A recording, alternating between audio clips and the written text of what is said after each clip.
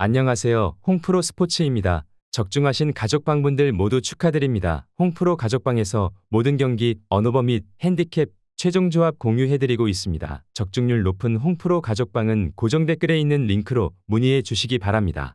5월 15일 제1리그 일본 축구 5경기 분석 시작하겠습니다. 첫 번째로 삿포로 대 주빌로 이와타 경기 알아보겠습니다.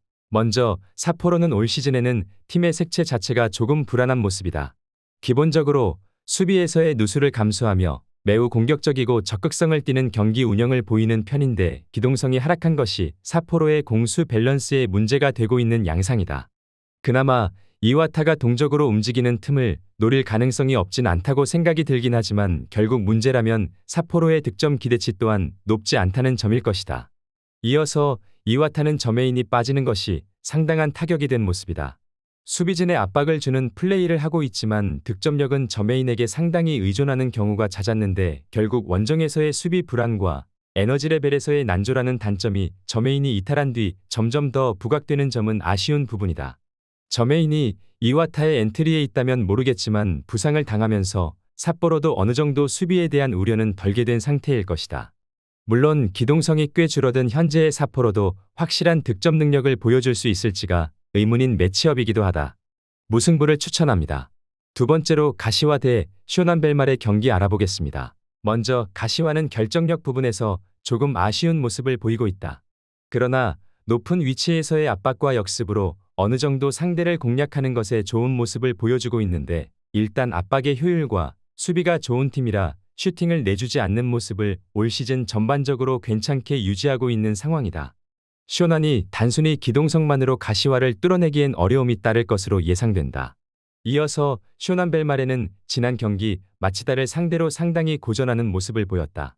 오히려 골드샷을 허용하는 등 수비적으로 불안감을 보이기도 했는데 일단 마치다도 상당히 전방에서의 압박과 수비적인 강점이 뛰어난 팀이기에 가시와와 비슷한 성향의 팀이라는 점은 참고할 필요가 있을 것으로 보인다. 쇼난이 단순히 역습으로 견제를 하기에는 마치다나 가시와가 까다로운 전력임은 분명할 것으로 보인다. 기본적으로 가시와는 압박과 수비가 좋은 팀이기 때문에 쇼난을 상대로 상성이 좋다고 볼 수 있을 것이다. 물론 기회를 창출해내는 횟수에 비해 결정력이 떨어지는 팀이라는 점은 아쉬운 부분이긴 하다. 따라서 가시와가 일방적인 시나리오 자체를 많이 만들 수 있는 성향의 팀은 아니라는 점을 배제해선 안 될 것이다. 가시와 승리를 추천합니다. 영상은 잘 보고 계신가요? 핸디, 언어버 및 최종 조합 공유받아 보실 수 있는 가족방 입장 방법 알려드리겠습니다. 첫 번째로 영상 하단에 댓글을 클릭해 주세요. 두 번째로 댓글에 링크를 클릭해 주세요. 마지막으로 채팅 참여하기 후 메시지 주시고 답장 기다려 주시면 됩니다. 나가기 하시면 가족방 입장 시켜드릴 수 없습니다. 언제든 편하게 문의 주시기 바랍니다. 세 번째로 도쿄베르디 대 간바 오사카 경기 알아보겠습니다. 먼저 도쿄는 상당히 좋은 흐름을 보이며 무패 행진을 이어가고 있는 상황이다. 특히 시즌 초반에 뒷심이 오히려 부족한 모습을 보여주기도 했지만 최근에는 3경기 연속으로 정규 시간 이후 득점을 기록하는 모습인데 수비진도 어느 정도 흔들리는 면모가 없지는 않으나 가와사키나 사간도스 같은 팀들의 공격성을 어느 정도 제지하는 모습을 보여줬다는 점은 긍정적으로 볼만할 것이다. 이어서 간바 오사카는 일단 공격적으로 나서며 두들기는 상황을 만들 가능성이 높다. 하지만 나고야를 상대로도 득점을 겨우 넣으며 승리를 기록했고 마치다 같이 견고한 수비를 세우는 팀에게는 효율이 좋지 못한 편이다. 그나마 중원에서 빌드업이 되는 팀들을 제외하면 수비적으로 약점이 적다는 점은 긍정적으로 볼 수 있을 것이다. 간바 오사카의 신승 양상을 기대해보고 있다. 기본적으로 간바가 공격적으로 경기를 운영하며 두들기는 양상을 가져갈 것으로 보이는데 수비를 두텁게 운영하는 팀들에게 약한 모습을 보여주는 양상을 보였다는 점은 불안 요소가 될 수 있을 것이다. 도쿄베르디의 막판 저력과 득점 능력 또한 감안해야 할 것으로 보인다.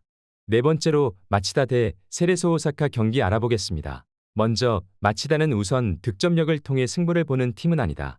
다만 전방에서 압박하는 것으로 경기 가닥을 잡는 상황에서는 역습으로 어느 정도 성과를 내는 편인데 특히 4-4-2 양상에서 간격을 커버하는 역량에서는 높은 점수를 충분히 줄 수 있는 팀이기도 하다.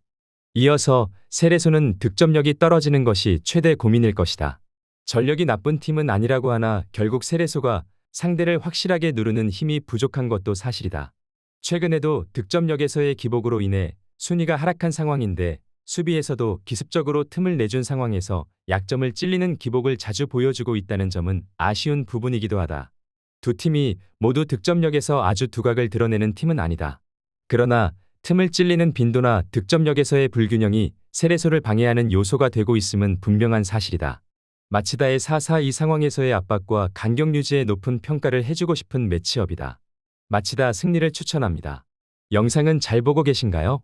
핸디, 언어버 및 최종 조합 공유받아 보실 수 있는 가족방 입장 방법 알려드리겠습니다. 첫 번째로 영상 하단의 댓글을 클릭해 주세요. 두 번째로 댓글에 링크를 클릭해 주세요. 마지막으로 채팅 참여하기 후 메시지 주시고 답장 기다려 주시면 됩니다. 나가기 하시면 가족방 입장 시켜드릴 수 없습니다. 언제든 편하게 문의 주시기 바랍니다. 다섯 번째로 니가타 대 요코하마 마리노스 경기 알아보겠습니다. 먼저 니가타는 지난 시즌 수비와 역습으로 마리노스를 상대로 오히려 우세한 양상을 보였다. 하지만 당시의 마리노스는 수비 뎁스가 부상으로 인해 사실 풀 전력이 아니었다고 봐도 무방한 상태였다. 현재의 마리노스는 수비 뎁스가 나쁘지 않은 수준을 유지하고 있고 니가타는 마리노스의 미드필더 전개를 막아세우는 것이 오히려 급선무가 될 가능성이 높아 보인다.